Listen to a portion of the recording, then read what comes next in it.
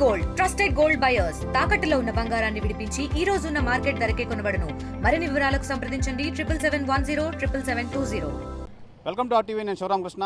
విశాఖ మేఘాలయ హోటల్లో ఒక మహిళ అనుమానాస్పద స్థితిలో అయితే మృతి చెందింది. అయితే 3 రోజుల క్రితం అయితే ఈ ఘటన అయితే చోటు చేసుకుంది.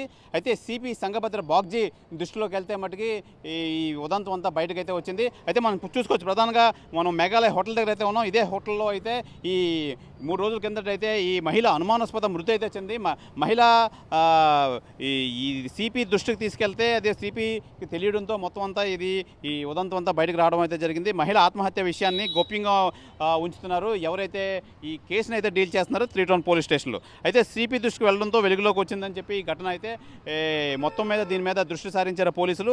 అయితే గైనకాలజిస్ట్ అన్నారే డాక్టర్ రోజాగా గుర్తిస్తున్నారు పోలీసులు.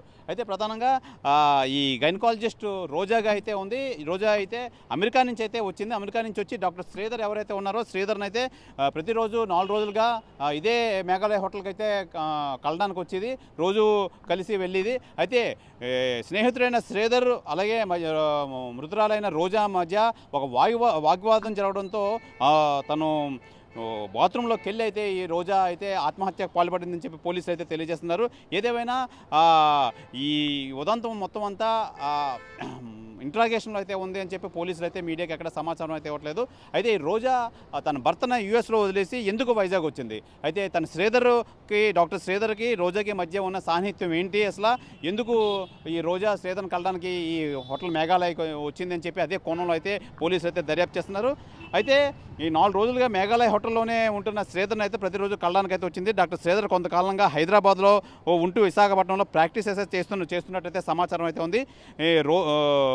రోజా శ్రీధర్ను కలవడానికి హోటల్కి వస్తున్నప్పుడు ప్రతిరోజు వీళ్ళిద్దరూ మాట్లాడుకోవడం అలాగే మొత్తం కలిసి ఉండడం అయితే జరిగింది. రోజా శ్రీధర్ మధ్య ఘర్షణ కావడంతో ఆత్మహత్య చేసుకున్నారనే అనుమానంతో పోలీసులు అయితే దర్యాప్తు చేస్తున్నారు. అయితే బాత్రూంలో ఆత్మహత్య చేసుకున్నారు ఎవరైతే ఈ ఎన్ఆర్ఐ మహిళ రోజా. అయితే శ్రీధర్ని అదుపులో తీసుకుని మూడోపట్నం పోలీసులు అయితే ఇంట్రాగేట్ చేస్తున్నారు. అసలు ఈ శ్రీధర్ రోజా మధ్య ఎందుకు వాగ్వాదం వచ్చింది, వీళ్ళిద్దరి మధ్య మనస్పర్ధలు ఎందుకు వచ్చాయని చెప్పి అదే కోణంలో అయితే పోలీసులు అయితే దర్యాప్తు చేస్తున్నారు.